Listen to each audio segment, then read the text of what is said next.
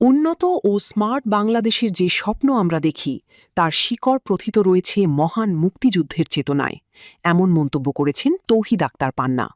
তিনি বলেন, স্বাধীনতার চেতনা ও দেশপ্রেম থেকেই একটি উন্নত রাষ্ট্র গড়ে ওঠে।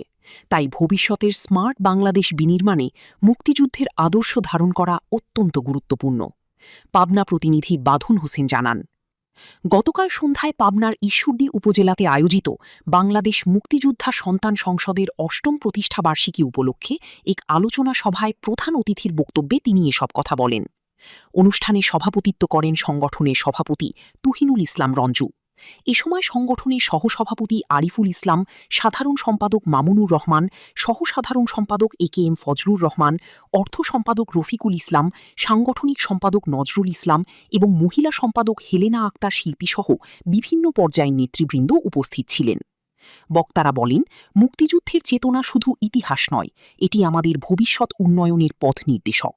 তরুণ প্রজন্মকে এই চেতনায় উদ্বুদ্ধ করেই একটি আধুনিক ও উন্নত বাংলাদেশ গড়ে তোলা সম্ভব। আলোচনা সভা শেষে প্রতিষ্ঠাবার্ষিকী উপলক্ষে কেক কেটে আনন্দ ভাগাভাগি করেন উপস্থিত অতিথি ও নেতৃবৃন্দ।